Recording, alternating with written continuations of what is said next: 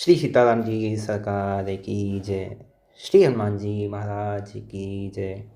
श्री गौरी शंकर भगवान की जय। श्री अयोध्या धाम की जय। श्री सरयू महारानी जी की जय। सब संतन की जय, सब भक्तन की जय।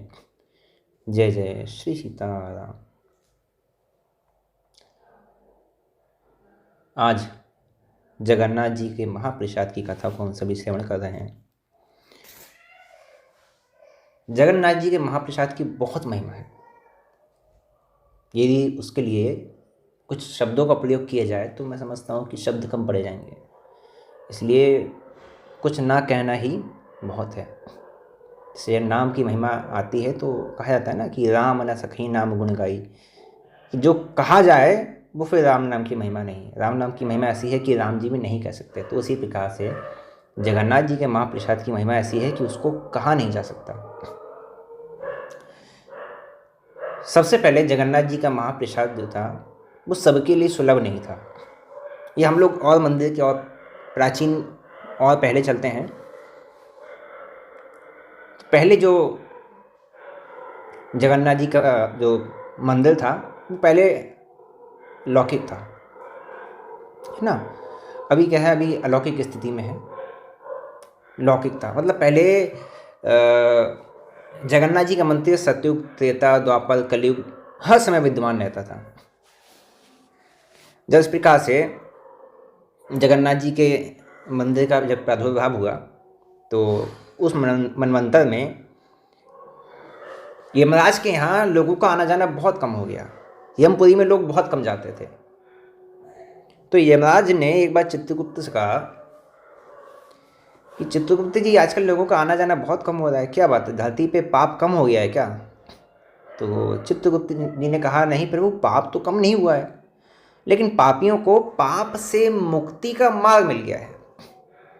पाप से मुक्ति का मार्ग मिल गया है। अच्छा, ऐसा क्या हो गया? तो उन्होंने कहा कि जगत में जगन्नाथ भगवान के धाम, है ना, जगन्नाथ भगवान के मंदिर का प्रादुर्भाव हुआ है, लौकिक स्थिति में आ गया है। और भगवान के दर्शन की ऐसी महिमा है कि जो भी उनका दर्शन करता है ना, जो भी उनका दर्शन करता है वो अपने संपूर्ण पापों से मुक्ति पा जाता है। चाहे वो किसी प्रकार के पाप से ही, वो संपूर्ण पापों से मुक्ति पा जाता है। और जब संपूर्ण पापों से मुक्ति हो गई तो फिर हमारे पास तो आने का कोई अर्थ नहीं रहा। फिर हमारे पास कोई क्यों आएगा? यही बात है। तो यमराज जी ने कहा कि अच्छा, ऐसी बात है। यदि ऐसी बात है तो ये तो फिर सृष्टि के संतुलन के लिए ठीक नहीं है कि स्वर्ग में ही लोग भर जाएं या लोगों की मुक्ति हो जाए और नरक लोग खाली हो जाएं। ये ठीक नहीं है। ठीक है। तो चित्रगुप्त जी ने कहा, फिर आप क्या करेंगे? तो उन्होंने कहा कि मैं भगवान की यात्रा करूंगा, मैं भगवान के धाम की यात्रा करूंगा, और जब मेरी भक्ति से भगवान प्रसन्न हो जाएंगे तब मैं उनसे कुछ वरदान मांगूंगा जिससे ये परिस्थिति बदल जाएगी। अब यमराज चल दिए। तो यमराज जी को मार्ग में जाते हुए नारद जी ने देखा। यमराज ने अपना वाहन त्याग दिया, बस दोनों हाथ जोड़कर और नंगे पैर होकर जय जय जय जगन्नाथ, जय जगन्नाथ करते हुए यमराज जी चल दिए। नारद जी ने जाते हुए देखा, लग तो यमराज रहा है लेकिन इस स्थिति में जा कहाँ रहे हैं? तुरंत चित्रगुप्त जी के पास पहुंचे, जा कहाँ रहे हैं? तो चित्रगुप्त जी ने सारी बात कह दी। तो नारद जी ने कहा कि हो ना हो, इनके मन में कुछ ना कुछ चल रहा है जिससे संसार के भक्तों को भला तो नहीं होना, क्योंकि इनको नरक में अपनी जो सीट खाली है वो फुल करनी है। अब उसके लिए कोई मार्ग निकालेंगे, इसका मतलब है कि जगत में जो भगवान के भक्तों का कुछ ना कुछ अहित होने वाला है। तो नारद जी ने मन में संकल्प कर लिया कि अब मैं भी यात्रा करूंगा और जो ये वरदान मांगेंगे उसका उल्टा वरदान मैं मांगूंगा। चल दिए। यमराज जी पहुंचे हैं भगवान के दर्शनों के लिए, तो उनके पीछे पीछे नारद जी आ गए। जब दैवीय लोग आए तो भगवान भी अपने लौकिक स्वरूप को त्याग कर, अर्चा स्वरूप को त्याग कर दिव्य स्वरूप में प्रकट हो गए। यमराज जी ने प्रणाम किया, नारद जी ने प्रणाम किया। तो भगवान ने कहा, कहो कैसे आए? तो यमराज जी ने कहा कि प्रभु मैं आया हूँ, मैं आपसे कुछ वरदान मांगना चाहता हूँ। तो नारद जी ने कहा कि प्रभु मैं भी आया हूँ, मैं भी वरदान मांगना चाहता हूँ। तो भगवान ने कहा कि देखो भले ही कुछ क्षण का अंतर है, लेकिन देखिए नारद जी यमराज पहले आए हैं तो पहले अधिकार इनका है, तो पहले आप इन्हें मांग लीजिए। तो यमराज जी ने सारी बात कही कि प्रभु ऐसा है, और आपका जो धाम है इसका नरक में अब लोगों का आना जाना लगभग बंद ही हो गया, कोई आता नहीं है, इससे सृष्टि का संतुलन बिगड़ रहा है। तो मैं चाहता हूँ आपका ये जो धाम है, जो लौकिक है इस समय धरती पर है, ये अलौकिक हो जाए। अलौकिक मतलब अदृश्य हो जाए, अदृश्य हो जाए, ये अब लोगों को दिखाई ही ना दे, लोगों के लिए ये आपका धाम ही चला जाए यहाँ से। इधर तुरंत जैसे ही नाथ जी ने कहा, नाथ जी ने कहा नहीं नहीं प्रभु, आपने कहा इनकी बारी, इन्होंने कह दिया अब मेरी बारी है, नहीं आप ऐसा नहीं कर सकते, धरती के भक्तों का क्या होगा, वो तो आपके ही आश्रय हैं, यदि आप ही चले जाएंगे तो उनको कौन संभालेगा। नहीं प्रभु ऐसा मत कीजिए। अब भगवान असमंजस में होकर क्या करे क्या नहीं करे। तो भगवान ने कहा कि ठीक है, आप दोनों की ही बात मैं रखता हूँ और इसका कोई बीच का मार्ग निकालते हैं। तो भगवान ने कहा कि देखिए यमराज जी, कलयुग में सबसे ज़्यादा पाप होता है, सत्ययुग त्रेता द्वापर को देखते हुए कलयुग में पाप सबसे ज़्यादा होता है। तो आपकी बात का सम्मान करते हुए जो सत्ययुग त्रेता द्वापर है, इन तीनों युगों में मेरा ये जो मंदिर है, ये जो धाम है ना, ये अलौकिक रहेगा, मतलब ये अदृश्य रहेगा, उन तीनों युगों के व्यक्तियों को इसका दर्शन नहीं होगा।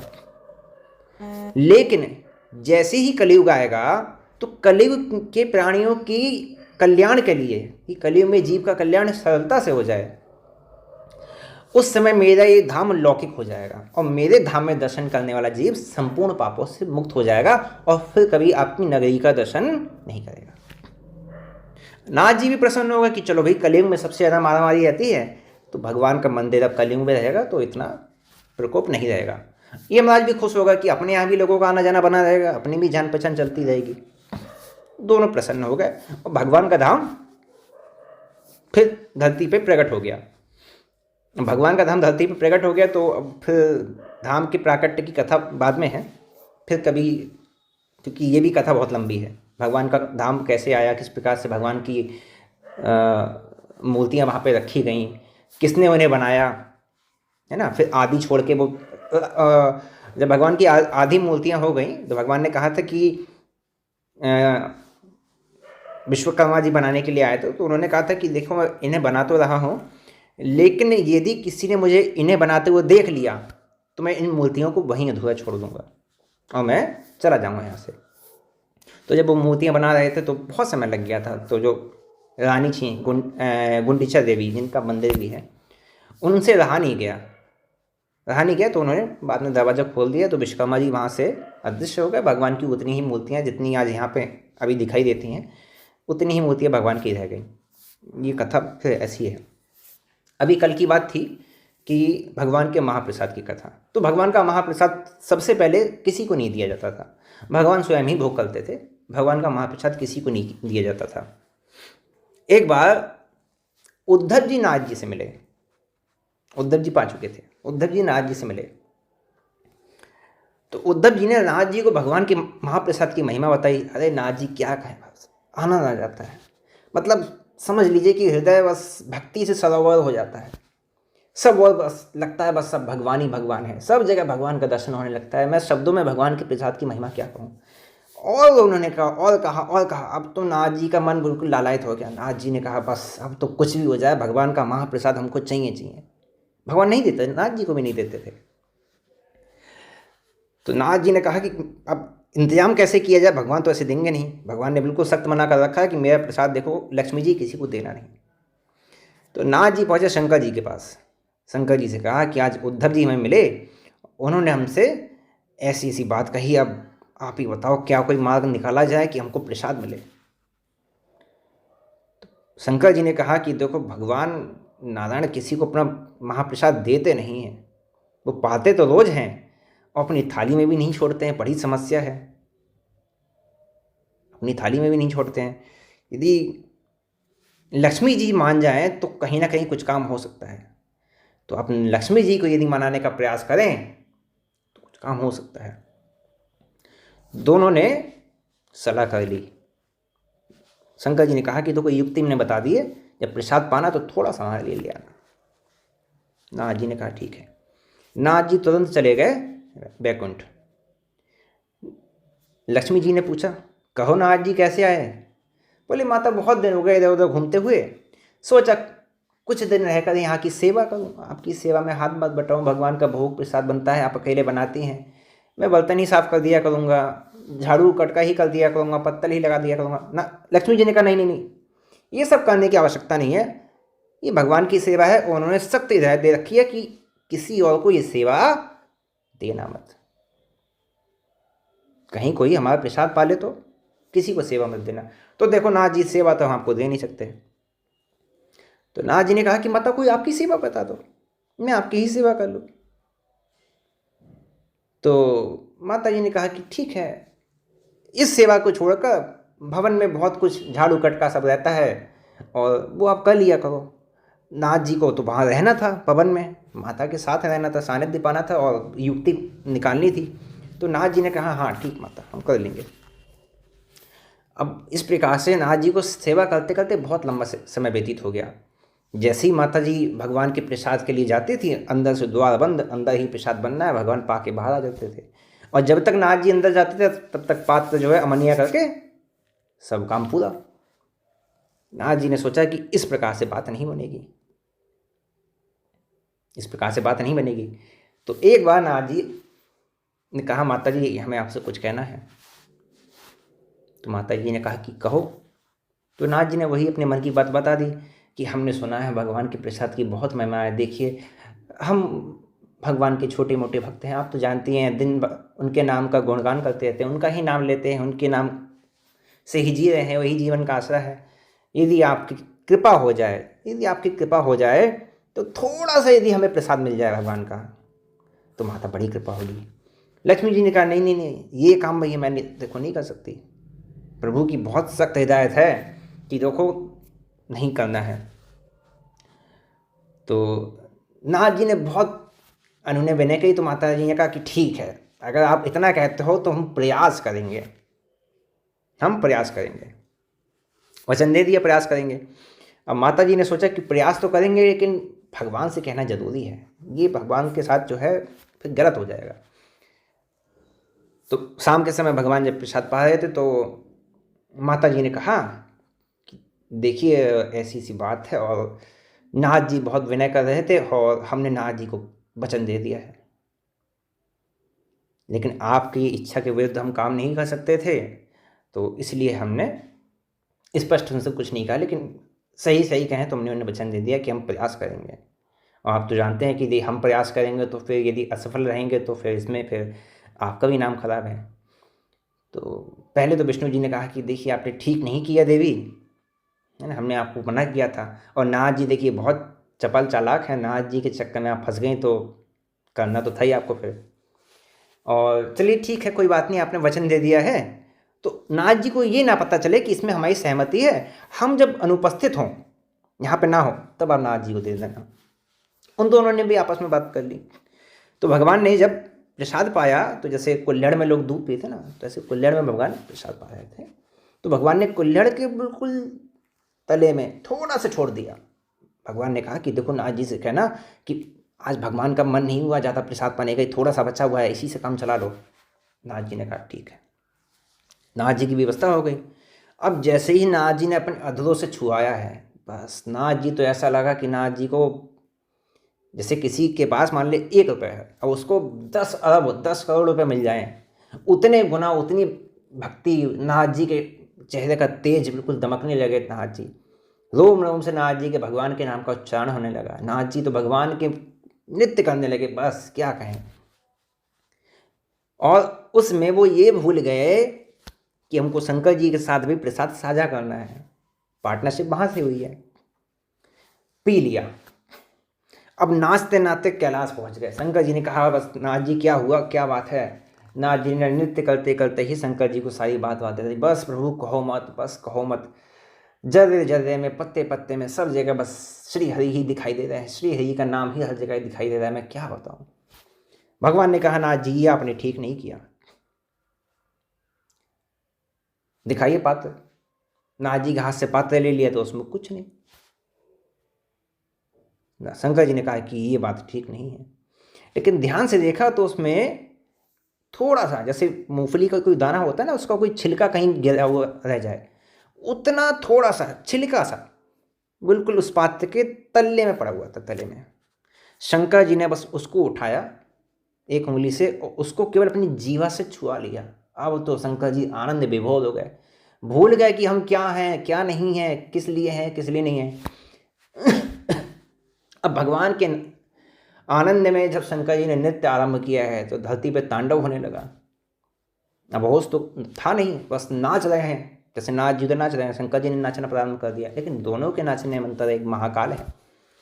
जब शंकर जी ने जब तांडव शुरू किया है तो उस तांडव की धमक से पृथ्वी हिलने लगी।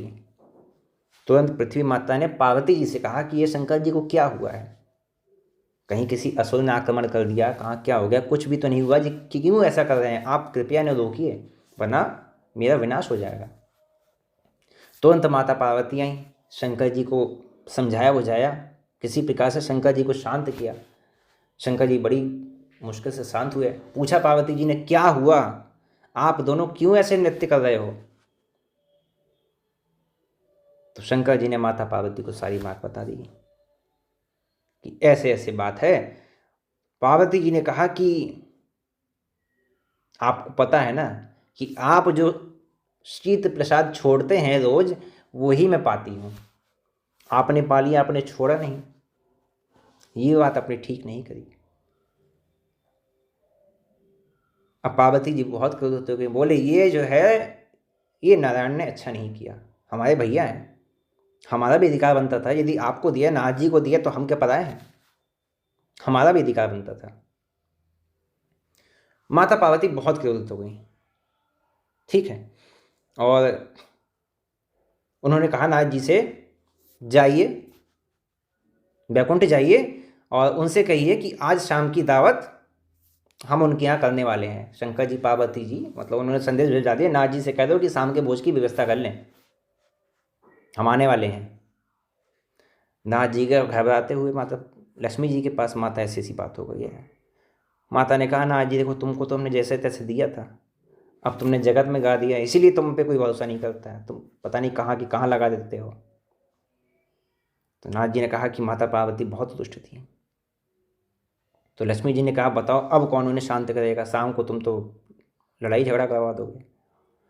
किसी तरह शांत हुआ वातावरण, शाम हुई, शंकर जी माता पार्वती आए और लक्ष्मी जी ने सारी व्यवस्था की, भोजन के लिए बैठ गए। तो माता लक्ष्मी ने कहा कि भोजन पाइए, तो पार्वती जी ने बिल्कुल मना कर दिया, हम नहीं पाएंगे, हम बिल्कुल नहीं पाएंगे, क्योंकि ये जो किया है ना भैया ने, ये ठीक नहीं किया। तो विष्णु जी ने कहा कि क्या हुआ क्या? तो माता ने कहा कि आप तो ऐसे बोल रहे हो जैसे आप कुछ जानते नहीं हो, आप सब कुछ जानते हो, और सब कुछ जानने के बाद भी आप इस प्रकार से बन रहे हो कि आप नहीं जानते क्या हुआ है। जो प्रसाद आपने आज तक किसी को नहीं दिया, आपने नाथ जी और इन्हें दे दिया आपने, और जगत में और जो मेरे बालक हैं वो, और जो आपके भक्त हैं वो कुछ नहीं आपके लिए, वो कुछ नहीं है। तो जब पार्वती बहुत अधिक दुष्ट हो गई तो विष्णु जी ने कहा कि बहन आप बताइए, आप किस प्रकार से शांत हो सकती हैं, आपके क्रोध का भाई क्या परिमार्जन किया जाए जिससे आपका क्रोध शांत हो जाए, आप वो मार्ग मुझे बताइए।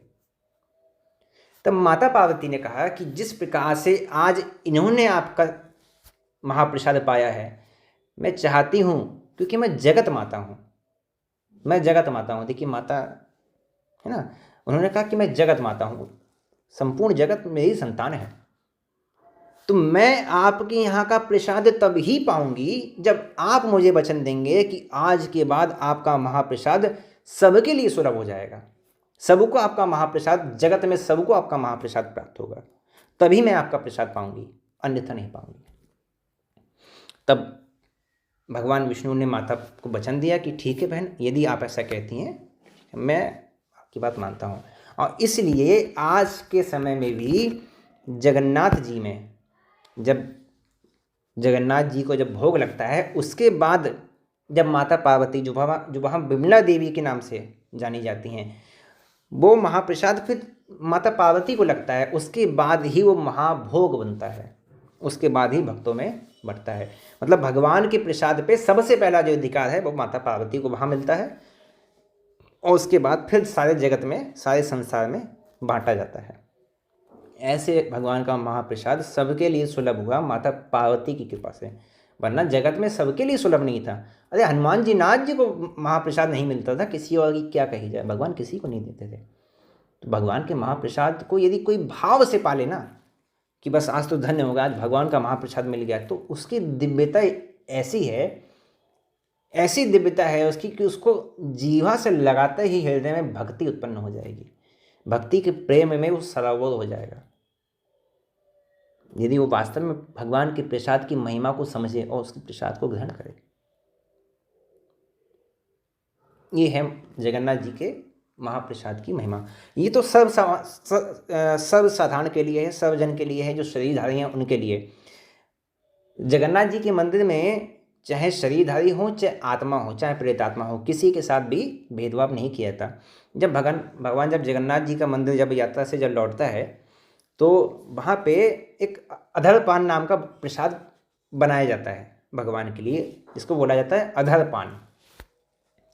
ये माना जाता है कि जगन्नाथ जी की जो यात्रा है उसमें केवल जो मनुष्य है वही नहीं, जो प्रेतात्माएं हैं, जो दिव्य आत्माएं हैं, जो दिव्य संत हैं, जो देवता हैं, ये सब भी भगवान के वहाँ पे रथ यात्रा में सब ही सम्मिलित होते हैं। तो उनके लिए उस अधरपान का निर्माण किया जाता है, अधरपान उनके लिए ही बनाया जाता है। और जब भगवान का जब रथ यात्रा के समय उस अधरपान को भगवान के होठों से छुआकर उस अधरपान को फेंक दिया जाता है, ऐसे ही रोड पर रथ से ऐसे ही फेंक दिया जाता है। फेंका क्यों जाता है? फेंका जाता है, हाथों से सबको बुलाया जाता है कि आओ आओ प्रसाद पाओ। वो हाथों से जो आत्माएं हैं, जो दिव्य आत्माएं हैं, जो देवता हैं, जो ऋषि हैं, या जो भूत प्रेत हैं, जो भी हैं, उन सबके लिए वो प्रसाद होता है कि आप आइए और आप इस प्रसाद को ग्रहण कीजिए। तो भगवान का प्रसाद आज के समय में सबके लिए यदि सर्वसुलभ हुआ है, तो ये केवल और केवल जगत माता, केवल पार्वती जी की कृपा से हुआ है। ऐसे इस प्रकार से भगवान जगन्नाथ जी का जो महाप्रसाद है वो सबके लिए सुलभ हुआ, और इस प्रकार से भगवान का धाम अलौकिक से लौकिक हुआ केवल कलिकाल के लिए। जैसे ही सतयुग आएगा, भगवान जगन्नाथ जी का जो धाम है वो अपने स्थान से अदृश्य हो जाएगा।